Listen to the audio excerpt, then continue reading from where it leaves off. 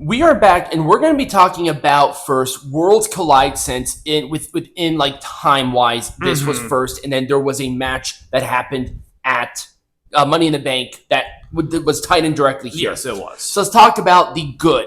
The commentary team was phenomenal. Yes, the thing is that this crowd is being introduced to a product that most casual observers won't understand, because this is an American audience, right? And you're looking at a Mexican wrestling company with all sorts of traditions and nuances behind meanings and all that stuff. As a casual Mexican viewer, you might get it, but we are not Mexico. We are very firmly Americans, right? And so it is good to have Conan, because Conan is a good bridge between the Mexican identity and the American. And then, of course, Corey Graves, his brother, is a AAA star. We will talk about that. What I like about Conan is that he was able to, within a couple of sentences, fully explain everything. He didn't have to overanalyze it. He didn't there was a lot of Mexican tradition inputted into this event, as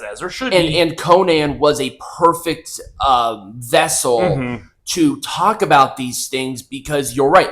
There are a lot of nuances that go into Mexican wrestling. He preemptively told people that this is going to be a very different style of wrestling. Do not expect American. He talked about the importance of the masks. He talked about the rivalries that were going on, why hair versus mask, mask versus mask are so important. There were a lot of things here that would have totally taken anybody else out of the show if they did not have Conan. Right. He's a wrestling historian. He wrestled at the first ever Worlds Collide back in 1993.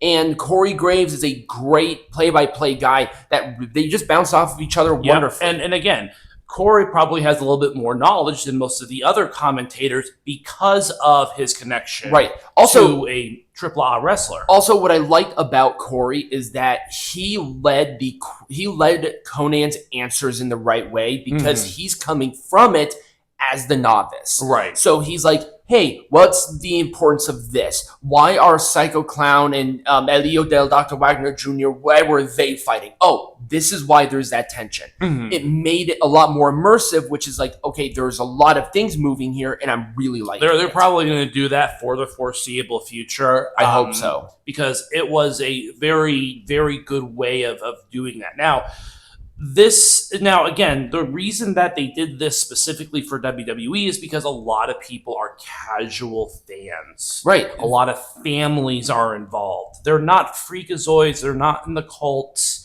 They are they're like, oh, this is a WWE show with this AAA product. Yes. Let's put forward the wrestling historian, the head booker of the program, to really get people invested, because he has that dual language down to a science. He knows how to do that communication quite well. Also, he's a big facilitator for the integration between these with Jeremy Borash, with the Mexican wrestlers and American wrestlers.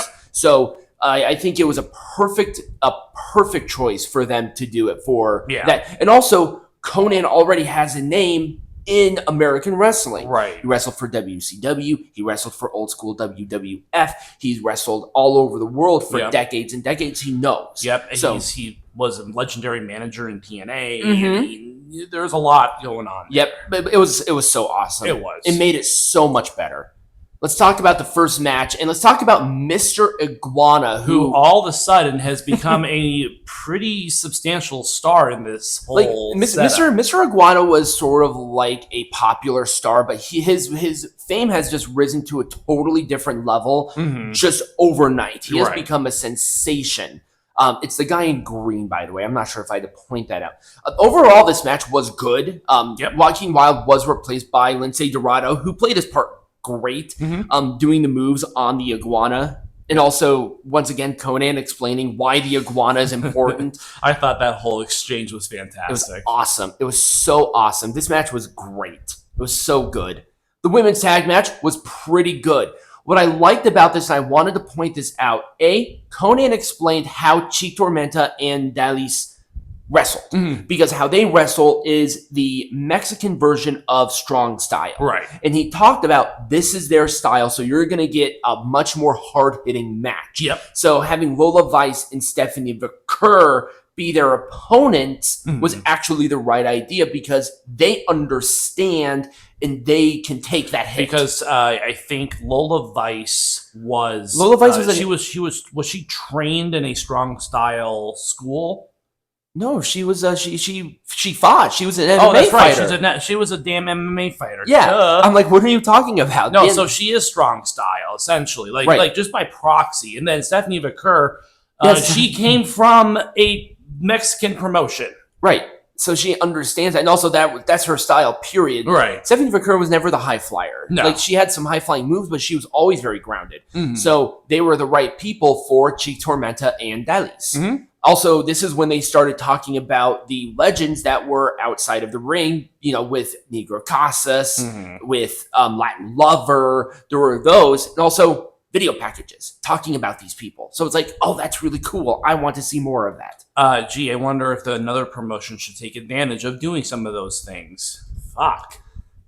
This was awesome. This was so very That's good. all you have to say. It was so good. I don't know why my expectations were not like super high up there, but they just exceeded it. They talked, and what I liked about this too, Conan explained the Pagano style, which was lucha extremo, which is the extreme style of lucha libre. They didn't need to do any of that in this match. No. It actually showcased everybody quite well in the context of what was going on here. It was just awesome. Also, Legado del Fantasma won, which I was surprised about. That was an interesting choice.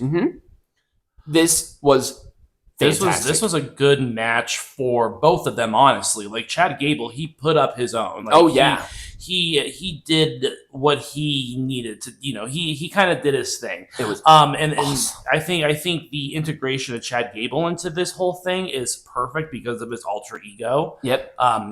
El Grande Americano. So I think it all just works. It just was awesome. This was such a great showcase. I'm glad this was the main event. Yep. But the thing is, with the good, there are a couple of negatives. They weren't necessarily negatives, but they were... They suck that they weren't there. Right. And we'll talk about the first person who should have been showcased, Rey Mysterio. But he's injured. Hurt. Yeah, he's injured. It kind of sucked that he wasn't able to participate in this, quite frankly, historic event. Right. And, it was a torn groin. It's not like it was an arm injury where maybe he could have done something. It was a torn groin, and that's not fun. Right. And let's talk about the other person who should have been there. We mentioned him earlier. Sam Adonis. Sam Adonis is the younger brother of Corey Graves. Why? And he's really popular as a heel in AAA. I have no idea how this guy did not get on the show. I don't know if he's hurt or anything like that. He said he wasn't there. I don't think he was hurt. You could have had him. You could have had him versus Dragon. Well, Dragon Leroy was already in a match. I don't know who you could have had face him. All right. I guess that's the other point of contention is like, who would you have Sam Adonis compete against? Right. He could have been in the 6-man tag representing AAA in some capacity. Right. If everything lined up perfectly, I would have done Sam Adonis versus Rey Mysterio, but obviously that couldn't happen. I just can't think of anybody else that would have been there. I guess if you want to bring in Penta, you could have done Penta and Sam Adonis. Or Ray Phoenix. Ray Phoenix was already in a match. He was in the 4-way. Oh, he was. Oh, never mind. Yeah, that's right. Yeah, he was in the 4-way. You could have taken him out and would have done this, and that probably would have worked too. Yeah. That match was fine. There wasn't really anything there to be super big about the North American title match. Yeah. Which is why I didn't bring it up because it was fine, but it just was there. Once again, not necessarily negatives, but man, they missed an opportunity. They did. How crazy would it have been for Corey Graves to commentate on a match with Sam Adonis wrestling? That would have been really cool. But overall, this show gets a 2 thumbs up. It was awesome. The crowd was great. Yep. There was a lot of that integration there. The commentators made it 20 million times better. Yep. and the matches were all just stellar stuff. So 2 thumbs up all the way across the board. When we come back, we're going to talk about Money in the Bank.